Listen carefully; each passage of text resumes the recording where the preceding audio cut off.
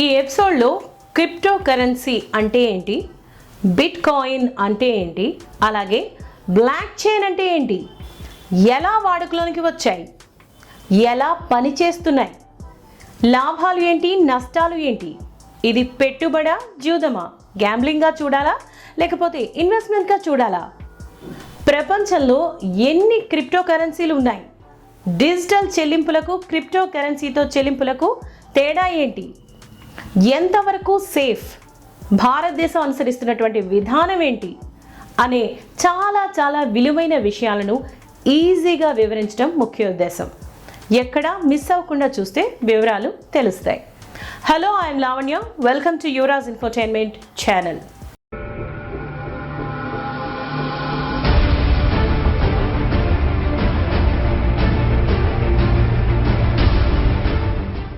ధనం మూలం ఇదం జగత్ అన్నారు పెద్దలు. యుద్ధాలు, పేదరికం, పోరాటాలు ఇవన్నిటికీ మూలం మనీ, డబ్బు. మనిషికి మేలు చేయాలన్నా కీడు చేయాలన్నా కూడా మానవ చరిత్రలో ధనానికి ఉన్నంత ఇంపార్టెన్స్ దేనికి లేదేమో. డబ్బుతోనే సమాజంలో స్టేటస్ అనేది, డబ్బు కోసం తమ నైతిక విలువలను కూడా పక్కన పెట్టి బతకాల్సినటువంటి దౌర్భాగ్యపు పరిస్థితులకు కూడా ఈడపే కారణం. ప్రజలు దీన్ని కూడబెట్టడానికి జీవితమంతా పరుగులు పెడుతూ ప్రయాసపడుతూ ఉంటారు. డబ్బు కోసం తగాదాల దగ్గర నుంచి కొందరైతే ప్రాణాలను తీసే స్థాయికి కూడా దిగజారుతారు.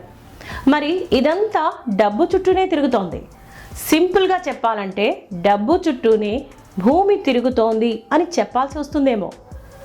అయితే ఇప్పటి కాలంలో డబ్బు అనేది ఫిజికల్ మనీగా కాకుండా డిజిటల్ రూపంలోనికి మారిపోతూ వస్తోంది. డబ్బు కాగితాలు చిత్తు కాగితాలుగా మారిపోయే కాలం ఎంతో దూరంలో లేదనే చెప్పాలి. ఎందుకంటే ఇప్పటికే అన్ని లావాదేవీలు డిజిటల్ రూపంలోనే జరుగుతున్నాయి. మరీ ముఖ్యంగా ఇండియా వంటి అధిక జనాభా ఉన్నటువంటి దేశాల్లో డిజిటల్ రూపంలోనే పేమెంట్స్ రూపాయి దగ్గర నుంచి కోట్ల రూపాయల వరకు డిజిటల్ మనీ రూపంలోనే అధికంగా వినియోగిస్తున్నారు. ఇంత కష్టపడి సంపాదించిన డబ్బును యూరోస్లోనో డాలర్స్ రూపంలోనో దాచుకుంటారు చాలామంది. అందులోనూ మరీ ముఖ్యంగా నేటి డిజిటల్ కాలంలో క్రిప్టో కరెన్సీ రూపంలో చాలామంది డబ్బును దాచుకుంటున్నారు. ప్రతి పైసాను కాపాడుకోవటానికి క్రిప్టో కరెన్సీలో దాచుకుంటున్నారు. అయితే ఈ క్రిప్టో కరెన్సీనే కొందరు కొత్త యుగపు బంగారంగా కూడా పిలుస్తున్నారు. ఇంతకీ ఈ క్రిప్టో కరెన్సీ అనేది పెట్టుబడా జూదమా? ఏది ఏమైనా డిజిటల్ కరెన్సీ నేటి ఆధునిక కాలంలో కొత్త చరిత్రను సృష్టిస్తోందని చెప్పాలి. బ్యాంకింగ్ని కూడా పక్కన పెట్టేసి లావాదేవీలను క్రిప్టో కరెన్సీ రూపంలో చకచకా చేసేస్తున్నారు. నేటి కాలంలో ఎక్కడ విన్నా క్రిప్టో కరెన్సీ అని, బిట్ కాయిన్స్ అంటూ ఫ్రెండ్స్ దగ్గర నుంచి రిలేటివ్స్, కొలీగ్స్ వరకు చర్చించుకుంటూనే ఉన్నారు. ఇంతకీ మీరు కష్టపడి సంపాదించిన మనీని ఏ రూపంలో దాచుకోవాలని అనుకుంటున్నారు? ఈ డిజిటల్ మనీ, ముఖ్యంగా ఈ క్రిప్టో కరెన్సీ ఎంతవరకు సేఫ్? ఇది నిజంగానే పెట్టుబడా లేక జూదమా అనే విషయాలను అర్థం చేసుకోకుండా సంపాదన యొక్క రూపం మార్చడం అంటే నిప్పుతో చెలగాటమాడటమే అని చెప్పాల్సి వస్తుంది. అందుకే ముందుగా క్రిప్టో కరెన్సీ అంటే ఏంటి, బిట్ కాయిన్ అంటే ఏంటి, బ్లాక్ చైన్ అంటే ఏంటి, వీటిని ముందుగా అర్థం చేసుకోవాలి. ముందుగా బిట్ కాయిన్ గురించి తెలుసుకుందాం. పౌండ్, డాలర్ తరహాలోనే బిట్ కాయిన్ కూడా ఒక కరెన్సీనే. అయితే ఇది ఒక వర్చువల్ కరెన్సీ, అంటే భౌతికంగా పట్టుకోలేం. బిట్ కాయిన్ అనేది ఒక రకమైనటువంటి క్రిప్టో కరెన్సీ. ఇది టెక్నాలజీ ఆధారంగా పనిచేసే వర్చువల్ కరెన్సీ అన్నమాట. ఇందులో వర్చువల్ విధానంలో పెట్టుబడులు పెట్టవచ్చు. దీని ద్వారా కొన్ని రకాల లావాదేవీలు కూడా చేసుకోవచ్చు. అయితే చాలా దేశాల్లో దీన్ని లీగల్ టెండర్గా గుర్తించటం లేదు. మరి బిట్ కాయిన్ ఒక డీసెంట్రలైజ్డ్ కరెన్సీ. ఇది ఏ దేశానికి చెందినది కాదు. ఏ దేశాల సెంట్రల్ బ్యాంకులు దీన్ని నియంత్రించలేవు. బిట్ కాయిన్ని కలిగి ఉన్న వ్యక్తుల బృందమే దీన్ని పర్యవేక్షిస్తుంది. పేరులో కాయిన్ అని ఉన్నంత మాత్రాన ఇది మన నాణేల మాదిరిగా ఉండదు. కంటికి కనిపించని ఈ వర్చువల్ కరెన్సీ కంప్యూటర్ కోడ్ల రూపంలో నిక్షిప్తమై ఉంటుంది. దీన్ని ఎవరికైనా పంపినప్పుడు లేదా చెల్లింపులకు వాడినప్పుడు కోడ్ని క్రియేట్ చేస్తుంది, అంటే కోడ్ని సృష్టిస్తుంది. ఈ లావాదేవీలు మొత్తం కంప్యూటర్ కోడ్ల ద్వారానే జరుగుతాయి. బిట్ కాయిన్ ద్వారా చేసే లావాదేవీలు బ్లాక్ చైన్ టెక్నాలజీ ద్వారా రికార్డ్ అవుతాయి. బిట్కాయిన్ నెట్వర్క్లో ఉండే అన్ని కంప్యూటర్లలో కూడా ఇవి కనిపిస్తాయి. అయితే ఈ లావాదేవీలు ఆన్లైన్ లెడ్జర్లో యాడ్ అవ్వడానికి ముందే బ్లాక్ చైన్ టెక్నాలజీ దాన్ని ధృవీకరించాల్సి ఉంటుంది. అంటే బిట్కాయిన్ ద్వారా చేసే ప్రతి లావాదేవీ బ్లాక్ చైన్కు ఆటోమేటిక్గా యాడ్ అవ్వదు. దీనికి ముందు సంబంధిత లావాదేవీ చట్టబద్ధమైందా కాదా అనేది తేలాల్సి ఉంటుంది. బిట్కాయిన్ నెట్వర్క్లోని మెజారిటీ కంప్యూటర్లు ఈ లావాదేవీని ధృవీకరించినప్పుడు మాత్రమే ట్రాన్సాక్షన్ అనేది జరుగుతుంది. పూర్వకాలంలాగా బంగారం, వెండి, కరెన్సీ కాగితాల రూపం నేటి కాలంలో మారిపోయింది. నేటి కాలంలో డిజిటల్ రూపంలోనే బంగారం, డిజిటల్ రూపంలోనే వెండి, ఆఖరికి డిజిటల్ రూపంలోనే కరెన్సీ కూడా వాడుకలోకి వచ్చేసింది. అదే bitcoin, block chain, crypto currency. ఇంతకీ ఇవేంటి?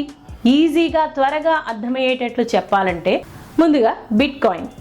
ఇది చాలా పాపులర్ అయినటువంటి క్రిప్టో కరెన్సీ. అంటే యూరో, డాలర్ మాదిరిగానే బిట్కాయిన్ని కూడా ఒక రకమైనటువంటి కరెన్సీ.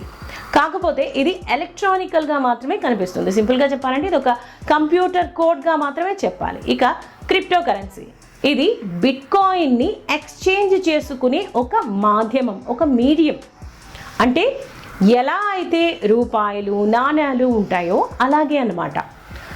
క్రిప్టో అంటే డేటా ఎన్క్రిప్షన్ అని అర్థం. అంటే లావాదేవీలు సేఫ్గా అయ్యేటట్టుగా, అంటే ట్రాన్సాక్షన్ని సెక్యూర్డ్గా, అంటే ఒక సెక్యూర్గా అయ్యేటట్టుగా తోడ్పడేటటువంటి కోడ్. అంటే మీ తాలూకా మెసేజ్లను ఇంకొకరికి తెలియనీయకుండా ఎన్క్రిప్ట్ చేసే ఒక రకమైనటువంటి విధానం. అంటే ఇదంతా ఒక ఎన్క్రిప్టెడ్ డేటా. అంటే క్రిప్టో కరెన్సీ అనేది భౌతికంగా తాకలేని ఒక డిజిటల్ రూపంలో ఉండే కరెన్సీ. ఇక మూడవది బ్లాక్ చైన్.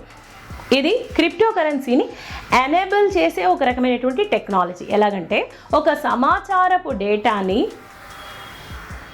భద్రంగా దాచే ఒక కంప్యూటర్ ఫైల్ లాంటిది.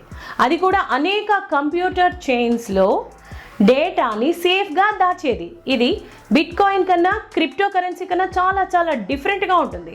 ఇప్పుడు చెప్పినది ఒక లాభం మాత్రమే, కానీ బ్లాక్ చైన్ వల్ల ఇంకా అనేక ఉపయోగాలు ఉన్నాయి. ఈ క్రిప్టో కరెన్సీ గురించి ప్రపంచవ్యాప్తంగా ప్రతి 10 మందిలో ఒకరికి దీన్ని ఎలా వాడాలి అనే పూర్తి సమాచారం కూడా తెలియదంటే ఆశ్చర్యపోనవసరమే లేదు. అంతేకాదు, ఈ బిట్కాయిన్ చరిత్రనే తీసుకుంటే ఈ బిట్కాయిన్ని ఎవరు కనిపెట్టారో కూడా తెలియదు, కానీ 2009వ సంవత్సరం నుంచి వాడుకలోనికి వచ్చింది. ఈ బిట్కాయిన్ని ఎవరు వాడుకలోనికి తెచ్చారు, ఒక వ్యక్తి లేదా ఒక గ్రూప్ ఆఫ్ పీపుల్ అన్నది కూడా ఇప్పటి వరకు తెలియదు. కానీ చాలామంది చెబుతున్నది మాత్రం నాకామోటో అనేటటువంటి వ్యక్తి ఈ బిట్కాయిన్ని కనిపెట్టారని వినికిడి. అయితే సంతోషి నాకామోటో మాత్రం చెప్తున్నది ఏంటంటే తాను కాదని, బిట్కాయిన్తో తనకి ఎటువంటి సంబంధం లేదని, తాను జస్ట్ ఒక ఇంజనీర్ని మాత్రమేనని చెప్తున్నాడు ఆయన. సరే, ఎందుకని బిట్కాయిన్ విషయంలో ప్రజలు క్రేజీగా ఉన్నారు?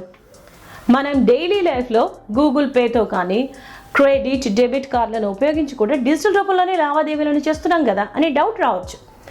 ఇక్కడే ఈ 2 విధానాల్లో తేడాని మనం గమనించాలి. అదేంటంటే సాధారణంగా బయ్యర్కి, సెల్లర్కి మధ్య ఏదేని లావాదేవీ జరిగితే, అంటే సపోజ్ ఒక వ్యక్తి ఒక వస్తువుని 10 రూపాయలు లేదా $10 ఇచ్చి ఒకరి దగ్గర డిజిటల్ రూపంలో మనీ ఇచ్చి చెల్లించి కొన్నాడని అనుకుంటే, ఆ వ్యక్తి సిస్టంలో కొన్ని మార్పులను చేసి అదే సేమ్ 10 రూపాయలను మరికొందరు సెల్లర్స్కి చెల్లించి మోసం చేసే ఛాన్స్ కూడా ఉంది. ఈ లావాదేవీల్లో ఆర్థిక మోసాలను అరికట్టడానికి మిడిల్ మ్యాన్గా, అంటే మధ్యవర్తులుగా బ్యాంక్స్ కానీ, క్రెడిట్ కార్డ్ కంపెనీలు కానీ ఉంటాయి. కాబట్టి వినియోగదారులకు, విక్రేతలకు మధ్య జరిగేటటువంటి మనీ ట్రాన్సాక్షన్స్ని బ్యాంక్స్ అనేవి ధృవీకరించి ఒక మెసేజ్ని షేర్ చేస్తాయి. మీ అకౌంట్లో మనీ అనేది ఇంత డిడక్ట్ అయింది అనే విషయాన్ని, అలాగే సెల్లర్కి ఎంత చెల్లింపు జరిగింది అనే విషయాన్ని కూడా తెలియజేస్తుంది. ఇందుకు గాను కొంత మనీని కూడా బ్యాంక్ లేదా క్రెడిట్ కార్డ్ కంపెనీస్ అనేవి తీసుకుంటాయి. మరి ఈ రెండింటికి చెక్ పెడుతూ బిట్కాయిన్ అంటే ఎటువంటి థర్డ్ పార్టీ ప్రమేయము లేకుండా కొనసాగుతుంది. అంటే నిజానికి ఈ బిట్కాయిన్ వ్యవస్థ అనేది బిట్కాయిన్ని ఉపయోగించేటటువంటి వ్యక్తుల చేతిలోనే, అంటే సొంత కమ్యూనిటీలోని యూజర్స్ ద్వారానే రెగ్యులేట్ చేయబడుతుంది. అన్ని లావాదేవీలు ఒకేసారి రికార్డ్ చేయబడతాయి, ఒకేసారి ఎగ్జిక్యూట్ అవుతాయి. ఎవరైనా ఏదేని మోసాలు చేయాలని చూస్తే బిట్కాయిన్ కమ్యూనిటీ నుండి నోటీస్ అనేది వస్తుంది. ఆ వెంటనే పేమెంట్ అనేది రిజెక్ట్ చేయబడుతుంది. మీరు ఈ బిట్కాయిన్ ద్వారా లావాదేవీలు చేశారని పొరపాటున కూడా ఒక యూజర్కి కానీ, గవర్నమెంట్కి కానీ, బ్యాంకుకి కానీ, ఏదైనా క్రెడిట్ కార్డ్ కంపెనీకి కానీ మీ దగ్గర నుంచి ఫీజు వసూలు చేయటం కుదరదు. అంతేకాదు, బిట్కాయిన్ అనేది చాలా చాలా సెక్యూర్డ్గా ఉంటుంది. కాలంతో పాటు మారే కరెన్సీ ఫ్లక్చువేషన్స్కు కానీ, ఒక దేశపు జీడిపిని బట్టి కానీ, యుద్ధాలను బట్టి కానీ అస్సలు మార్పు చెందదు. చాలా చాలా సేఫ్గా ఉంటుంది. ఇదంతా వింటుంటే బాగానే ఉందని అనిపిస్తుంది, కానీ బిట్కాయిన్లో కూడా దానికి ఉండాల్సిన నష్టాలు దానికి ఉన్నాయి. అదేంటంటే, బిట్కాయిన్ రూపంలో ఏదేని లావాదేవీలను జరిపితే మళ్ళీ ఆ పైసలు తిరిగి రావు. ఒకసారి పేమెంట్ అయింది అంటే మళ్ళీ ఆ డబ్బు ఎట్టి పరిస్థితుల్లోనూ తిరిగి రాదు. అంతేకాదు, బిట్కాయిన్ విలువ పెరుగుతూ తగ్గుతూ కూడా ఉంటుంది. సపోజ్ ఒక రోజు ఒక బిట్కాయిన్ విలువ $50,000 ఉందనుకుంటే, మరుసటి రోజున అదే బిట్కాయిన్ $40,000 పడిపోవచ్చు. ఎందుకు ఇలా జరుగుతుంది అంటే, మార్కెట్లో డిమాండ్ సప్లై రూల్ అనేది బిట్కాయిన్కి కూడా అప్లై అవుతుంది. అంటే డిమాండ్ పెరిగినప్పుడు బిట్కాయిన్ ధర ఆటోమేటిక్గా పెరుగుతుంది, డిమాండ్ తగ్గితే బిట్కాయిన్ ధర కూడా తగ్గుతుంది. సప్లై తగ్గినప్పుడు డిమాండ్ పెరుగుతుంది. అప్పుడు చాలామంది తమ బిట్కాయిన్ని అధిక ధరకు వస్తుంది కదా అని అమ్ముకుంటారు. ఎక్కువ మంది అమ్మడం స్టార్ట్ చేసినప్పుడు క్రమంగా సప్లై పెరిగి డిమాండ్ తగ్గి బిట్కాయిన్ ధర తగ్గిపోతుంది. సో బిట్కాయిన్ విషయంలో ఇలాంటి ఫ్లక్చువేషన్స్ అనేవి ఉంటాయి. ఇక రెండో విషయం సెక్యూరిటీ. సాధారణంగా బిట్కాయిన్స్ అనేవి డిజిటల్ రూపంలో ఫోన్స్లోను, కంప్యూటర్స్లోను దాచుకుంటూ ఉంటారు. కానీ ఈ డివైస్లు ఎంతవరకు సేఫ్గా ఉంటాయనేదే పెద్ద ప్రశ్న. వర్చువల్ రూపంలో ఉన్న మనీ కంప్యూటర్స్లో కానీ, మొబైల్స్లో కానీ ఉండటం వల్ల హ్యాక్ చేయడం హ్యాకర్స్కి చాలా తేలికైన విషయం. సో బిట్కాయిన్ అకౌంట్కి ఎవరు కూడా గెస్ చేయలేని, హ్యాక్ చేయలేని పాస్వర్డ్ పెట్టుకోవడం కూడా చాలా ప్రశ్నంగానే మారిపోయింది. అంతేకాదు, మొత్తం ప్రపంచంలో ఎన్ని రకాల క్రిప్టో కరెన్సీలు ఉన్నాయో తెలుసా? సుమారు 4,000కు పైగానే క్రిప్టో కరెన్సీలు ఉన్నాయి ప్రస్తుతం. ఎందుకు ఈ క్రిప్టో కరెన్సీలు అంటే, ఈ క్రిప్టో కరెన్సీని క్రియేట్ చేసే సాఫ్ట్వేర్లు ఓపెన్గా నెట్లోనే దొరుకుతున్నాయి. దీంతో ఎవరైనా ఎన్ని రకాల క్రిప్టో కరెన్సీలనైనా క్రియేట్ చేసేయచ్చు. సో వాటిలో హీర్ coin, Litecoin, Namecoin, Gridcoin, Peercoin, Ripple, Primecoin, ఆర్డర్, ఆజా కాయిన్, స్టెల్లార్, బిట్కాయిన్, ఇలా చాలానే ఉన్నాయి. 2013లో ఇద్దరు సాఫ్ట్వేర్ ఇంజనీర్స్ ఒక మీమ్ని తయారు చేసి, ఒక డాజ్ కాయిన్ని తయారు చేసి, ప్రజలు ఎంత పిచ్చిగా ఈ క్రిప్టో కరెన్సీని కొంటున్నారో చూడండి అని ఒక జోక్గా విడుదల చేశారు. ఆ జోక్గా విడుదల చేసినటువంటి ఈ డోజ్ కాయిన్ విలువ ఇప్పుడు $50 బిలియన్ పైమాటే ఉంది. ఒక జోక్గా తయారు చేసినటువంటి ఈ కాయిన్ ఇప్పుడు నిజమైన ధనంగా మారిపోయింది. ప్రజలు చెప్తున్న మాట ఏంటంటే, ఈ డోజ్ కాయిన్కి 50 బిలియన్ల వర్త్ ఉంది కాబట్టి ఇది విలువైనది అని అంటున్నారు. ఇదే విధంగా బిట్కాయిన్ విషయంలో కూడా అత్యధిక శాతం మంది ప్రజలు ఏమంటున్నారంటే, బిట్కాయిన్ విలువ చాలా ఎక్కువగా ఉందని నమ్ముతున్నారు కాబట్టి దాని వాల్యూ కూడా ఎక్కువగానే ఉంది, ధర కూడా ఎక్కువగా కోట్ అవుతుంది. అంటే ఎక్కువ మంది ఈ బిట్కాయిన్తో లావాదేవీలను చేస్తున్నారు కాబట్టి బిట్కాయిన్కి అంత క్రేజ్ ఉంది, అంతకుమించి ఇంకేం లేదు. మరి దేశాల ప్రభుత్వాలు ఏం చేస్తున్నాయి? యూకే బిట్కాయిన్ అనే క్రిప్టో కరెన్సీని తెర మీదకు తెచ్చే ప్రయత్నాలు చేసినప్పుడు చైనా, రష్యాలు తిరస్కరించాయి. కానీ ఇప్పుడు బీజింగ్ ఈ క్రిప్టో కరెన్సీని ఆల్టర్నేటివ్గా, అంటే ప్రత్యామ్నాయ పెట్టుబడిగా చెప్తోంది. మన భారతదేశంలో క్రిప్టో కరెన్సీ అనేది లీగల్ కాదు, కానీ చాలామంది ప్రజలు ఈ క్రిప్టో కరెన్సీని వాడుతున్నారు. భారతదేశంలో క్రిప్టో కరెన్సీల వ్యాపారం అనుమతించబడుతుంది, అయితే వాటిపై 30% పన్నును విధించబడుతుంది. అయినప్పటికీ క్రిప్టో కరెన్సీలకు లీగల్ టెండర్ హోదా మాత్రం భారతదేశంలో ఇవ్వబడలేదు. అంతేకాదు, వాటిని బ్యాంకింగ్ ప్రయోజనాల కోసం కూడా ఉపయోగించలేరు.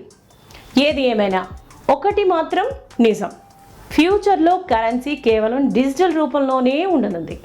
ఇందులో ఎటువంటి డౌట్ లేదు. కాకపోతే ఎప్పుడు ఇందులో ఇన్వెస్ట్ చేసినా మీరు చేస్తున్నది గ్యాంబ్లింగ్ అని మాత్రం గుర్తుపెట్టుకోవాలి. మీరు ఇలా జూదం ఆడినప్పుడు లాభాలకైనా నష్టపోవటానికైనా సిద్ధంగా ఉండాలని మాత్రం మర్చిపోకూడదు. మీకు ఈ ఎపిసోడ్ నచ్చితే మీ ఫ్రెండ్స్కి చెప్పండి. యువరాజ్ ఇన్ఫోటైన్మెంట్ ఛానల్ని సబ్స్క్రైబ్ చేయండి, లైక్ చేయండి, షేర్ చేయండి. And thank you for watching.